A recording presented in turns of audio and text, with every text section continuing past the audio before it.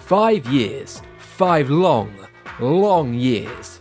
That's how long Crackdown 3 has been in development, and amongst some pretty public controversies including developer shifts, some less than stellar outings at major gaming shows, and the much hyped use of cloud-based processing, it did for a time seem unlikely that Crackdown 3 would ever see the light of day. But as of the 15th of February 2019, it is here, and surely there's a reason it made it through the final stretch, whereas other promising titles such as Scalebound and Fable Legends have fallen at the final hurdle. Join me and my good friend Terry Crews as we find out whether Crackdown 3 was worth the wait.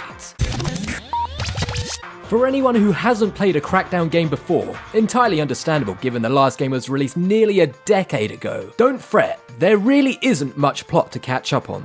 Set against the neon backdrop of a dystopian city, you play as a superpowered agent working for the agency. God, where do they think up these names? Tasked with fighting the various criminal syndicates that run roughshod over the streets. Pretty simple, right? This time around, you're thrust into the new, equally dystopian city of New Providence, which has been taken over by the evil Terra Nova Group.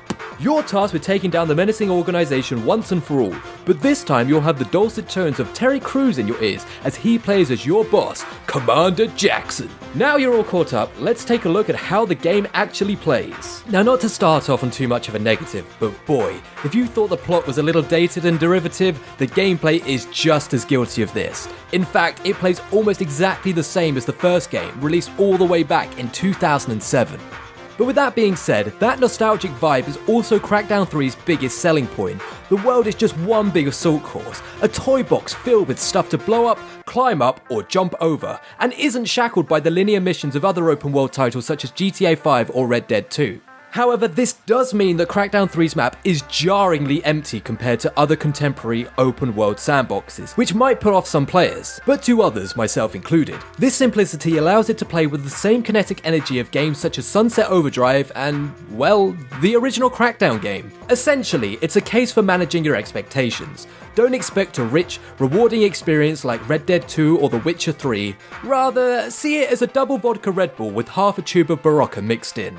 Unfortunately, I can't be as forgiving for the game's much-hyped cloud-based multiplayer. The Wrecking Zone mode, as it's being called, utilises completely destructible environments, and according to Microsoft Senior Creative Director Joseph Staten, one match uses the same processing power as 12 Xbox Ones. Now that all sounds very impressive, but alas, the end result is not. Running around as a super soldier is fun in the single-player campaign, but when everyone is zipping around like a buff Bambi on ice, it can get really disorientating and at times nauseating, and that alone stops it from ever becoming a game played on the competitive circuit, in my humble opinion. What's more, the destructible buildings look bland and break apart like tissue paper. Now this is obviously out of necessity to prevent any frame rate issues, but being that this is and was one of the main selling points of the game, I really expected more.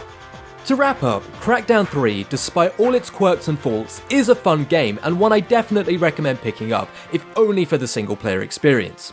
It's certainly not going to sweep any awards, but as a fast-paced, arcadey nostalgic romp, it's an absolute blast, and it just goes to show they don't make them like they used to. Was it worth the 5-year wait?